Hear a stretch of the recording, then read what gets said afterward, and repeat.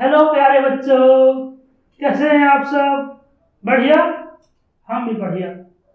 तो आज हम 10th क्लास का एक नया चैप्टर शुरू करने जा रहे हैं जो कि है लाइट रिफ्लेक्शन एंड रिफ्रैक्शन। ये 10th क्लास का एक फिजिक्स का चैप्टर है जो बहुत आसान है।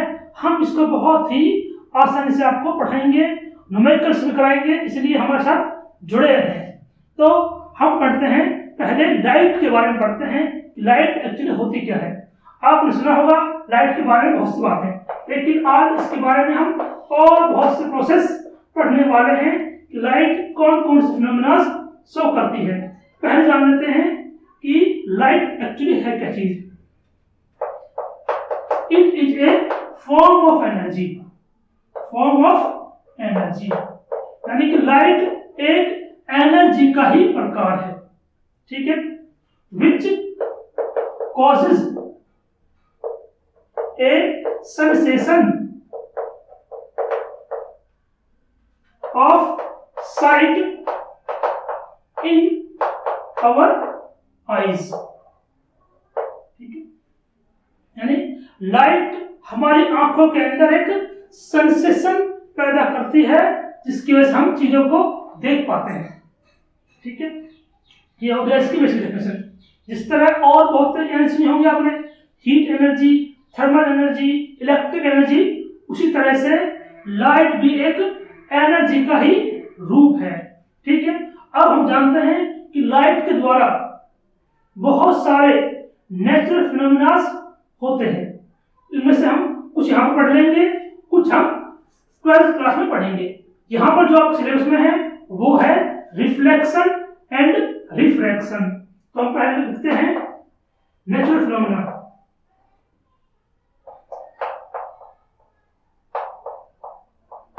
पहला है रिफ्लेक्शन, दूसरा रिफ्रैक्शन, और बहुत सारे हैं जैसे पोलराइजेशन, etc।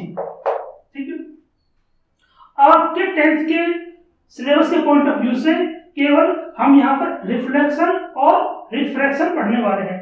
बाकी पोलराइजेशन, इंटरफेरेंस, डायफ्रैक्शन, ऐसे और भी तमाम फिनोमेना होते हैं जो हम 12th क्लास में आपको पढ़ाएंगे। ठीक है, अभी हम देखते हैं केवल रिफ्लेक्शन के बारे में।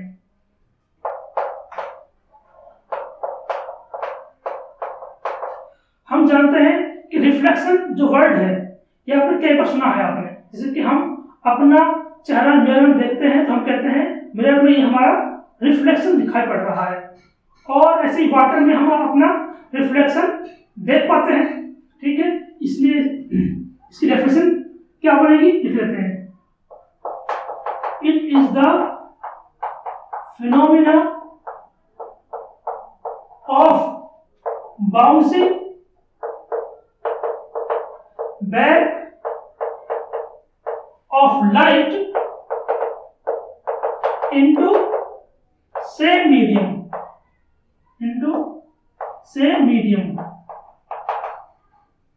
after striking to a surface।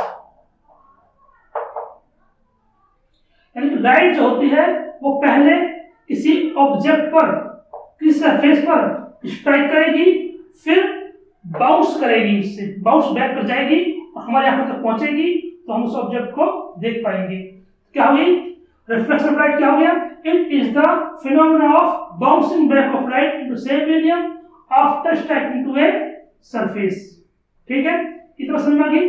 मतलब क्या इसका कि एक सरफेस पर पहले लाइट पड़ती है इस तरह से, फिर से बाउंस होती है उसी से मीडियम में। ये मान लो यहाँ पर एयर मीडियम है, तो एयर में से लाइट गई, इस सरफेस पे पड़ी, फिर दोबारा एयर मीडियम में पहुंच गई। यहाँ पे हम खड़े हैं तो हम इसको देख पाएंगे, इस ऑब्जेक्ट को जिस पर ये पड़ रही है। ठीक है, इतना समझ में आ गई? अब जानते हैं कि लाइट जो रिफ्लेक्शन है क्या वो सभी ऑब्जेक्ट करते हैं? मैंने पहले बता दिया आपको कि सारे ही ऑब्जेक्ट जो भी हमारे आंख के हम देख पा रहे हैं, आंखों से देख पा रहे हैं, जो विजिबल है आपको, वो सभी रिफ्लेक्शन प्रोसेस करते हैं। पर फिर भी हम जब रिफ्लेक्शन की बात आती है तो हम केवल मिरर को पढ़ते हैं, है ना, और के नहीं पढ़ते। जो मिरर है, मिरर औरों की अपेक्षा लाइट को एक पर्टिकुलर स्मूथ वे में रिफ्लेक्ट करता है। बाकी जो और ऑब्जेक्ट होते हैं वो इर्रेगुलर तौर से लाइट को रिफ्लेक्ट करते हैं। इसी बिहाफ पे हमने रिफ्लेक्शन को भी दो टाइप्स में डिवाइड किया हुआ है। तो अब पढ़ लेते हैं types of reflection. Types of reflection, इसके दो टाइप हैं। पहला रेगुलर रिफ्लेक्शन,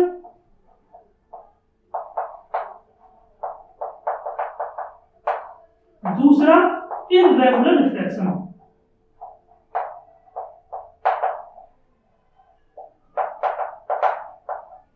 हमने बता दिया आपको, रेगुलर रिफ्लेक्शन जो होता है वो मिरर शो करते हैं क्योंकि वो बहुत स्मूथ होते हैं, और इर्रेगुलर रिफ्लेक्शन जो होता है ये बाकी जो ऑब्जेक्ट देख पा रहे हैं आप, बुक्स हो गई, ब्लैक बोर्ड हो गया, दीवारें हो गई, ये सभी इर्रेगुलर रिफ्लेक्शन शो करती हैं। ठीक है, तो एक बार डिफाइन कर लेते हैं इनको। रेगुलर रिफ्लेक्शन, इसमें क्या होता है, इसमें सरफेस के ऊपर जो लाइट है वो पैरेलली आती है। ये देखो दो रेज पैरेलली आ रही है, और वो आफ्टर रिफ्लेक्शन भी पैरेलल ही हो जाती है।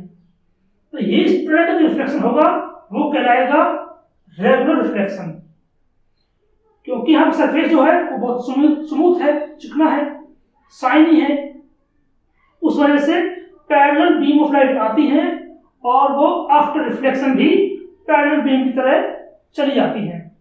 ये करता है रेगुलर रिफ्लेक्शन। और जो इर्रेगुलर होता है उसका जो सरफेस होता है वो थोड़ा सा रफ होता है। तो मैं इस तरह दिखाता हूं रफ सरफेस को। ये एक रफ सरफेस है, ठीक है, विजुअल होगा आपको, यहाँ पर दिखाई पड़ रहा है। अच्छा, यहाँ पर मान ली दो लाइट ऐसे पड़ी, यहाँ पर थी पहले पैरेलल थी, लेकिन आफ्टर रिफ्लेक्शन ये इधर आ गई, उधर चली गई। इससे क्या हुआ, इससे आपको वो जो लाइट है वो पूरी तरह आपके पास सही से नहीं पहुंच पाएगी, इसीलिए आप अपना प्रतिबिंब, अपना रिफ्लेक्शन वहां पर देख नहीं पाओगे। तो ये है आपका इर्रेगुलर रिफ्लेक्शन, और ये वाला आपका रेगुलर रिफ्लेक्शन। तो इसको मैं कहता हूं रेगुलर रिफ्लेक्शन, और ये है इर्रेगुलर रिफ्लेक्शन।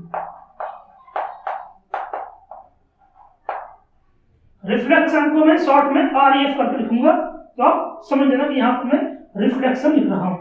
ठीक है, अब थोड़ा डिफाइन कर लेते हैं यहां पर।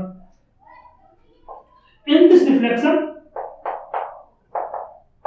इन दिस प्रोसेस कर सकते हैं, इन दिस रिफ्लेक्शन के लिए, in this reflection A parallel beam of light, ये आप देखो पैरेलल बीम है, तो parallel beam of light reflected as a parallel beam of light after reflection। ठीक है, इसमें क्या हुआ, इन दिस रिफ्लेक्शन एक जो पैरेलल बीम ऑफ लाइट आई है वो आफ्टर रिफ्लेक्शन भी पैरेलल बीम की तरह गई है। ठीक है, इसलिए इसे कहा रेगुलर रिफ्लेक्शन। एग्जाम्पल हम कह सकते हैं रिफ्लेक्शन बाय ए मिरर, या वाटर में भी आप देखते हो बहुत ही स्मूथ सरफेस होता है उसका, इसीलिए हम वहां पर अपना रिफ्लेक्शन देख पाते हैं। ये तो हो गया रेगुलर रिफ्लेक्शन की डेफिनेशन। सिमिलरली हम लिख लेंगे इर्रेगुलर रिफ्लेक्शन की डेफिनेशन। लिख लेते हैं बस, irregular reflection। In this reflection, A parallel beam of light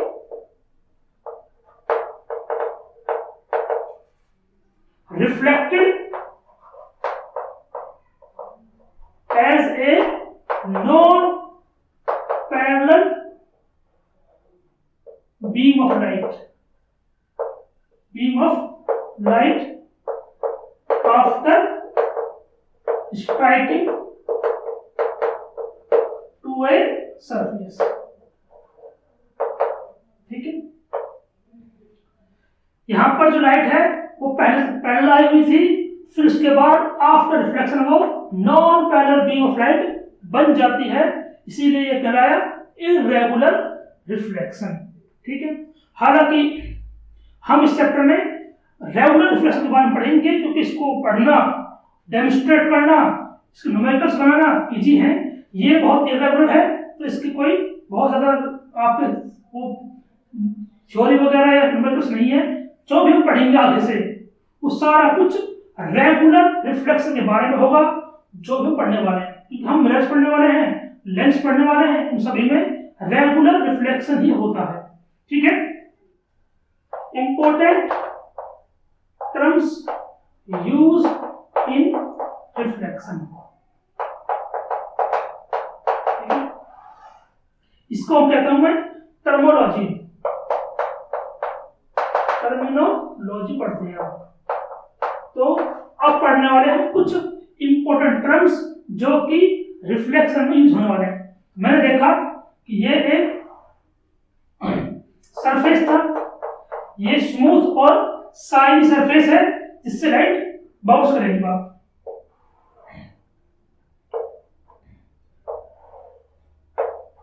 इस तरह होती है लाइट।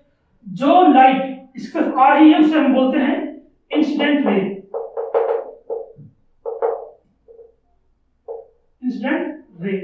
और जो light after striking to the surface वापस जा रही है उस मीडियम में, उसको कहेंगे रिफ्लेक्टेड रे।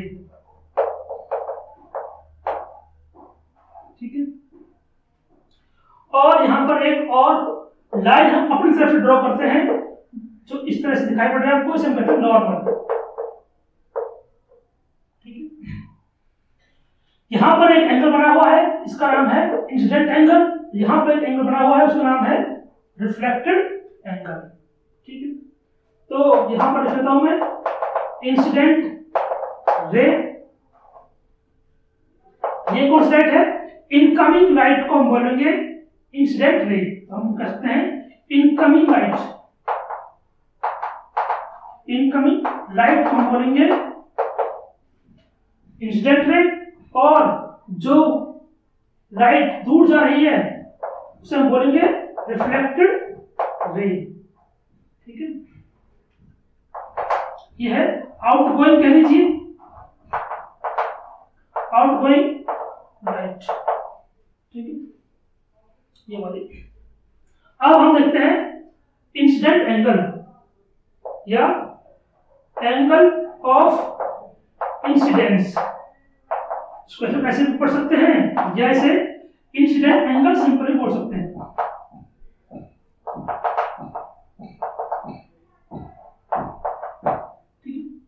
ये क्या है? ये it is the angle between incident ray and normal. Normal क्या होता है? वो होता है इस सरफेस पर जो परपेंडिकुलर ड्रॉ किया हमने, वो कहता है नॉर्मल। नॉर्मल लिख देता हूं आपके लिए मैं। Normal it is the perpendicular drawn on the point of incidence। ठीक है, it is the perpendicular इसका साइन ऐसे बनाते हैं। ठीक है, it is the perpendicular drawn on the point of incidence। जिस पॉइंट पर लाइट इंसिडेंट कर रही है उस पॉइंट पर आप एक नॉर्मल बना दीजिए, परपेंडिकुलर बना दीजिए, वही उसका नॉर्मल कहलाता है। ठीक है, आपको तीनों रे समझ आ गई, incident ray, reflected ray and normal. अब इन बीच जो एंगल है उनको हम लिख लेते हैं यहाँ पर। आई जो एंगल है उसे हम पढ़ सकते हैं एंगल ऑफ इंसिडेंस या इंसिडेंट एंगल। ठीक है, कैसे डिफाइन करेंगे इसको? It is the angle between incident ray and normal. ठीक है, it is the angle between incident ray and normal. दूसरा, इट इज डिनोटेड बाय आई। ठीक है, इसको आई से डिनोट करते हैं। सिमिलरली हम लिख लेंगे दूसरा एंगल जो कि है रिफ्लेक्टेड एंगल। रिफ्लेक्टेड एंगल ये क्या है? It is the angle between reflected ray and normal. लिख लो।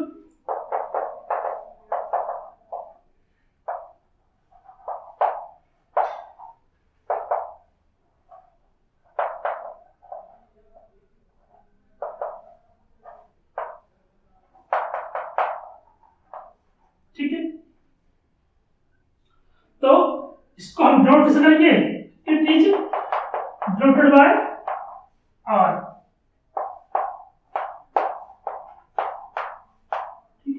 तो ये बहुत बेसिक से आपके टर्म्स हैं जो आप रिफ्लेक्शन के अंदर पढ़ने वाले हैं। ठीक है, यहां तक आप नोट कर लीजिए। अब पढ़ने वाले हैं लॉज ऑफ रिफ्लेक्शन। तो रिफ्लेक्शन के दो लॉ हैं। तो समझ आपको हमने देखा कि ये आपका सरफेस, ये इंसिडेंट रे, ये रिफ्लेक्टेड रे, ये इस पे नॉर्मल हो। ठीक है, ये जो लाइट है ये भी नॉर्मल है। ठीक है, यहां पर तीनों चीजें हैं, इंसिडेंट रे, रिफ्लेक्टेड रे और नॉर्मल। ये तीनों एक सेम पॉइंट पे हैं। ये तो हो गया फर्स्ट लॉ। सेकंड जो लॉ है वो ये है कि इंसिडेंट एंगल और रिफ्लेक्टेड एंगल ये हमेशा इक्वल होते हैं एक दूसरे के। ठीक है, तो डिफाइन कर देता हूं। पहला, all incident ray comma reflected ray and normal lies at same point and same plane।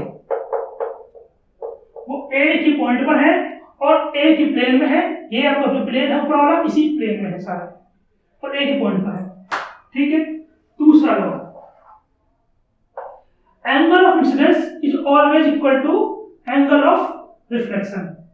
ठीक है, या फिर मैं कहूं incident angle is always equal to reflected angle। ठीक है, यानी कि I इक्वल टू R। हमेशा अगर कहीं पर रिफ्लेक्शन प्रोसेस हो रहा है तो वहां पर ये वाला लॉ जरूर वैलिड करेगा। अगर ये एंगल ऑफ इंसिडेंट और एंगल ऑफ रिफ्लेक्शन अगर अलग अलग हैं, समझ लो वहां पर रेगुलर रिफ्लेक्शन है ही नहीं। तो रेगुलर रिफ्लेक्शन के लिए ये प्रॉपर्टी जरूर होनी चाहिए। ठीक है, चलो बढ़िया। अब देखते हैं कि किस किस तरह के ऑब्जेक्ट लाइट को किस किस रूप में रिफ्लेक्ट करते हैं।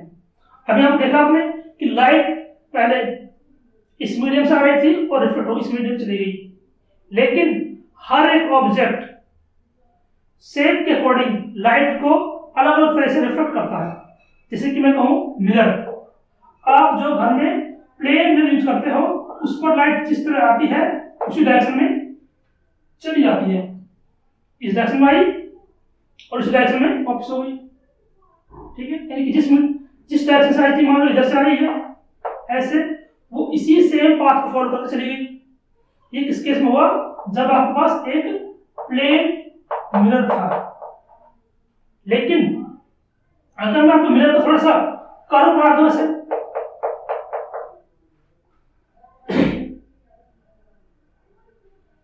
अगर मैं आपके इसको थोड़ा सा कर्व बना दूंगा तो लाइट किस तरह आएगी, देखो लाइट इस तरह से आएगी और यहां पर इस तरह बेंड करेगी, ठीक है। या फिर आपका अगर मिरर इस शेप का हो जाए तो लाइट ऐसे आएगी और इधर डाइवर्ट कर जाएगी, यानी कि अलग अलग शेप ऑफ मिरर की वजह से लाइट आफ्टर रिफ्लेक्शन अलग अलग पाथ लेती है। उसी बिहाफ पे मैंने लाइट को एक 3 तरह से अलग अलग डिवाइड किया है जो कि उसके शेप की वजह से है। तो मैं कह सकता हूं कि reflection of light by different shape of mirror, mirror की अलग अलग शेप की वजह से किस तरह से रिफ्लेक्शन होता है। पहला है यूनिफॉर्म लाइट, ठीक है। दूसरा है कन्वर्जिंग लाइट,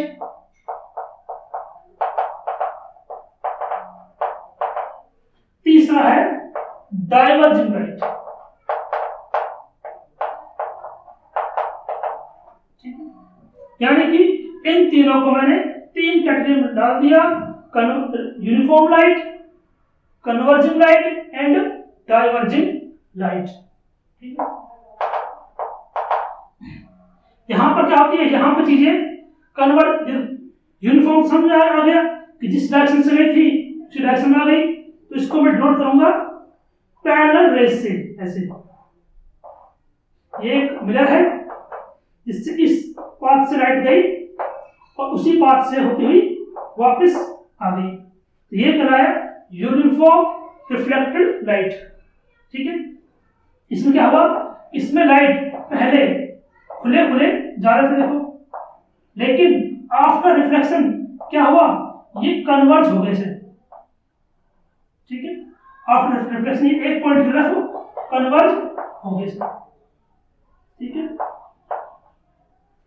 लाइट का जो नाम है वो हमेशा आफ्टर रिफ्लेक्शन किस तरह से बिहेव कर रही है उस पर डिपेंड किया है यहां पर, ठीक है। अगर वो कन्वर्ज हो रही है, इकट्ठा हो रही है एक जगह, तो कन्वर्जिंग लाइट कहलाई। अगर वो आफ्टर रिफ्लेक्शन डाइवर्ज कर रही है, फैल रही है हर दिशा में, तो वो डाइवर्जिंग लाइट कहलाई। यहां पर दिखाता हूं इस तरह से, यहां पर ऐसे लाइट आई इसके ऊपर और इधर फैल गई, यहां पे इनके बीच स्पेस इतना था और जब डाइवर्स हो जाएगी तो फैल जाएगी, तो स्पेस बढ़ जाएगा ऐसे, ठीक है। तो फैलती हुई वो कहेंगे डाइवर्जिंग लाइट, और इकट्ठी देखो यहाँ पर स्पेस ज्यादा है, इनका कम है, तो ये क्या हो रही है, ये कन्वर्ज कर रही है, ठीक है। तो ये वर्ड आप बहुत बार सुनोगे, converging light and diverging light, ठीक है। अब एक बात मैं बताता हूं कि आप यहाँ पर रे का प्रयोग करोगे, जितनी भी आप लाइट है उन सबको डिनोट करने के लिए हम रे को प्रयोग करते हैं, ठीक है। जो बीम होती है, बच्चे रे और बीम को सेम समय बैठते हैं, उनमें थोड़ा सा अंतर है, तो देख लो एक बार। रे जो होती है वो बहुत छोटी होती है और वो केवल एक डायरेक्शन में चलती है, ठीक है। इसका प्रयोग हम लाइट को रिप्रेजेंट करने के लिए करते हैं, ठीक है। जितने भी हम डायग्राम बनाएंगे उनमें लाइट को रिप्रेजेंट करने के लिए हम रे का प्रयोग करते हैं, जो बहुत छोटी होती है, एक किरण को कहते हैं रे।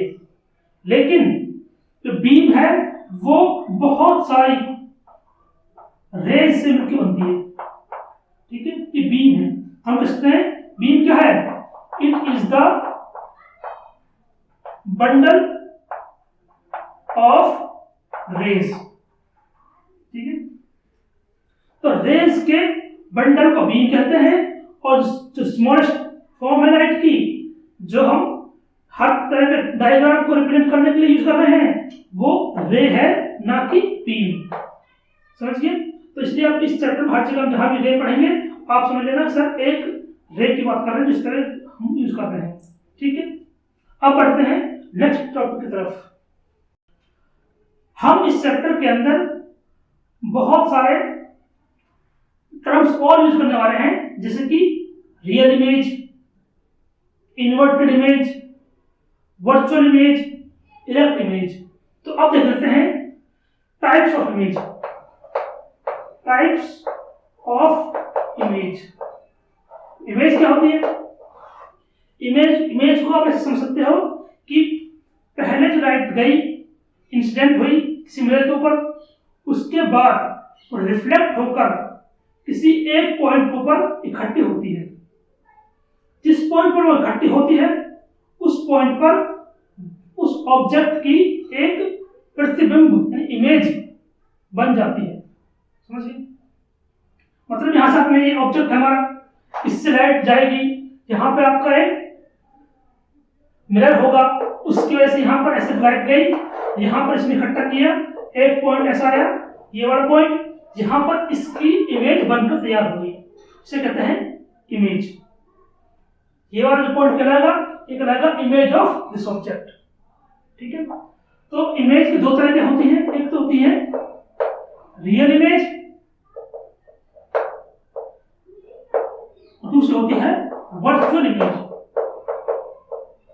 वर्चुअल इमेज, ये दो तरह की इमेज होती है। ठीक है, अब रियल कब बनेगी? रियल के अंदर नाम में उसकी डेफिनेशन छुपी हुई है। क्या छुपी हुई है? ये रियल, अगर आप एक्चुअली में लाइट को कहीं इकट्ठा होते देख पा रहे हैं तो वो रियल है। ठीक है, यानी कि इसमें क्या होगा, आफ्टर रिफ्लेक्शन लाइट किसी एक जगह कलेक्ट होती दिखाई पड़ेगी, तो उसे हम कह देंगे यहां पर एक ऑब्जेक्ट की रियल इमेज बनी है। बट वर्चुअल क्या है? वर्चुअल होता है आभासी, यानी इमेजिनरी, हाइपोथेटिकल। ठीक है, इसमें क्या होगा कि इमेज एक्चुअली बनेगी नहीं, यानी कि आफ्टर रिफ्लेक्शन वो लाइट कहीं दूर जाती हुई दिखाई देगी, अलग डायरेक्शन में। ये वाली जो लाइट है ये अलग डायरेक्शन में जा रही है, तो ये नॉन पैरेलल है, स्प्रेड कर रही है, फैलती जा रही है, तो ये कहीं इनका मिलने का मतलब तो है नहीं। फिर भी अगर हमको इमेज बनानी हो इस ऑब्जेक्ट की, जो यहाँ ऑब्जेक्ट बनाते हैं वाला, इसकी अगर इमेज बनानी हो तो हम अपना दिमाग लगाएंगे, अपनी ऑब्जर्वेशन लगाएंगे और एक इमेज बनाना चाहेंगे, तो इनको पीछे प्रोड्यूस करेंगे ऐसे, और जहां पर ये मिलेंगे हमने अपनी ज्योमेट्री यूज करी, अपना दिमाग यूज करा और इसको पीछे एक्सटेंड किया, जहां पर ये मिले वहां पर इस ऑब्जेक्ट की इमेज बनती हुई महसूस होगी, उसी को हम कह देंगे ये इस ऑब्जेक्ट की वर्चुअल इमेज है जो इनको एक्सटेंड करके बनी है। ठीक है, तो अब लेते हैं इनकी छोटी छोटी डेफिनेशन। पहली है रियल इमेज।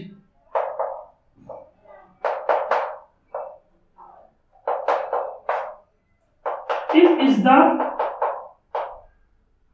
locus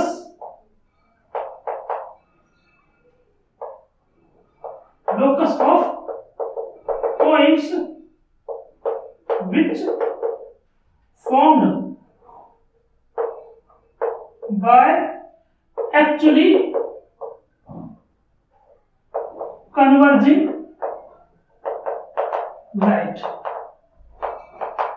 ठीक है, यानी कि ये बहुत सारी लाइट का फॉर कन्वर्ज हुई है वो, और वो एक पॉइंट पर आकर रुकी है, उसको हम कहेंगे real image.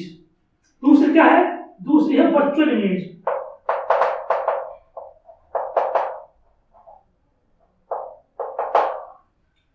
It is the locus of points which formed by extension of diverging light. ठीक है, यानी कि अब आपको क्या लिखना है कि वो जो लाइट है वो कन्वर्जिंग है या डाइवर्जिंग है। मैंने आपको पहले कन्वर्जिंग और डाइवर्जिंग को पढ़ाया ताकि आप ये वर्ड समझ जाओ।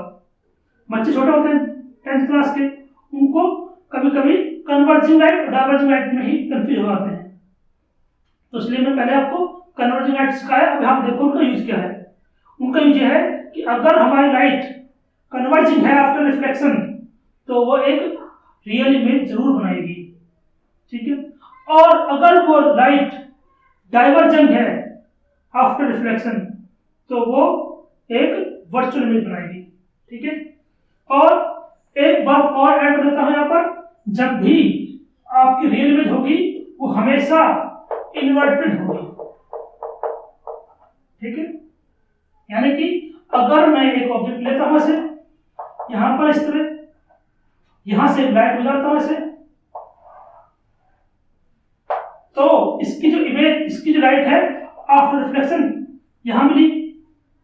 ठीक है, यहां पर इसकी इमेज बनी, इस तरह का ऑब्जेक्ट था और इमेज जो बनी है वो उल्टी दिशा में बनी है। ठीक है, हमेशा जो रियल इमेज होगी वो, क्योंकि हम जानते हैं लाइट पर ऐसे गई फिर वापस आई, जो वापस आती है तो वो इन्वर्ट हो जाती है। इन्वर्ट हो जाएगी तो जहां पर वो आपस में मीट करेंगे, मिलेंगे एक दूसरे को, वहां पर एक इन्वर्टेड इमेज ऑफ ऑब्जेक्ट बन जाएगी। समझिए बात। तो इसलिए जहां भी रियल इमेज होगी वो हमेशा इन्वर्टेड रहेगी। इसलिए इन दोनों वर्डों को, रियल और इन्वर्टेड, इन दोनों वर्डों को आप एक साथ पढ़ना। ये दोनों सेपरेट नहीं हो सकते। अगर रियल है तो कंपल्सरी इन्वर्टेड भी होगी। इसी तरह वर्चुअल इमेज हमेशा इरेक्ट होती है, हमेशा इरेक्ट होती है, वर्चुअल एंड इरेक्ट। अब वो कैसे है उसको अगर देखना चाहते हो देख लेते हैं। वैसे यहां पर ऑब्जेक्ट है, ऐसे आई लाइट और ऐसे गई, तो ये दोनों अगर मैं यहां से इस तरह गई उस तरह वापस आ गई, ये एक्सटेंडेड लाइट है।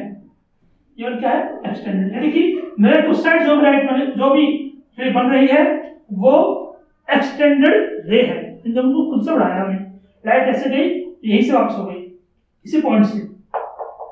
ठीक है, अब मैं डायग्राम किस तरह बना पा रहा हूं इनको मैं आगे सिखा दूंगा आपको जब आपकी इमेज फॉर्मेशन टॉपिक आएगा। अभी मैं केवल रियल और इन्वर्टेड सिखा रहा हूं, इसलिए वो चीज सीख लीजिए आप। तो देखिए लाइट यहां से यहां तक गई, यहां से यहां तक इस पर गई, मेरे पर वापस इस डायरेक्शन में आ गई। ठीक है, और यहां से लाइट इस तरह गई और ये इधर डाइवर्ट कर गई। अगर मैं इन दोनों को आगे एक्सटेंड करता हूं इस तरह से, ठीक है, तो यहां पर ये मीट करेंगे, अपीयर टू मीट होंगी, ऐसे मीट नहीं कर रही हो, अपीयर टू मीट हो रही है, ऐसे मैंने बिल्कुल मिलाया। यहां पर जो इमेज बनी है वो इरेक्ट हुई है, इरेक्ट यानी इरेक्ट सीधी। ठीक है, ये उल्टी होती है। जिस जिस डायरेक्शन में ऑब्जेक्ट खड़ा है उसी डायरेक्शन में इमेज भी खड़ी है। एक लाइक सीधी इमेज, और उल्टी कब करेगी कि ऑब्जेक्ट तो वाई एक्सिस में है, पॉजिटिव वाई एक्सिस में है, और जो इमेज है वो नेगेटिव वाई एक्सिस में है। यहां पर ये उल्टी हो गई। यहां पर देखो हम जानते हैं ये आपको इधर पॉजिटिव वाई होता है, Y axis about the plane और heights are positive, below the plane all heights are negative. ठीक है, इसलिए यहां पर हमने लिखा। तो अब आपको ये जो वर्ड आए समझना इससे। ठीक है, क्योंकि अभी हम इमेज पढ़ने वाले हैं तो आपको ये समझना आना चाहिए कि रियल क्या होता है, वर्चुअल क्या होता है। रियल है तो इमेज इन्वर्टेड रहेगी हमेशा, और वर्चुअल है तो इमेज हमेशा इरेक्ट रहेगी। ये बात हमेशा एक साथ रहने वाले हैं। नेक्स्ट टॉपिक हम अगले वीडियो में पढ़ लेंगे, क्योंकि अभी बहुत लंबी वीडियो हो चुकी है। तो नेक्स्ट टॉपिक रहेगा वो हम प्लेन मिरर के बारे में पढ़ने वाले हैं, और image formation by concave mirror, convex mirror, ये सब हम पढ़ेंगे। यानी कि इमेज फॉर्मेशन को हम बहुत डिटेल में पढ़ने वाले हैं नेक्स्ट वीडियो में, ठीक है। तो आज के लिए इसको ये पढ़ें, नोट्स बनाएं। छोटे बच्चे हैं आप, तो आपको हर एक नोट्स बनाना जरूरी है, ठीक है। और हमारे वीडियो को आप लाइक करते रहें, चैनल को सब्सक्राइब कर लें और अपने दोस्तों तक पहुंचाएं ताकि उनका भी फायदा हो। हम आप जो कहेंगे वो चैप्टर लाते जाएंगे और क्वेश्चन आंसर भी आपको प्रैक्टिस करवाएंगे, न्यूमेरिकल्स करवाएंगे, बहुत सारी चीज़ें आने वाली हैं, इसीलिए हमारे साथ जुड़े रहें। Thank you.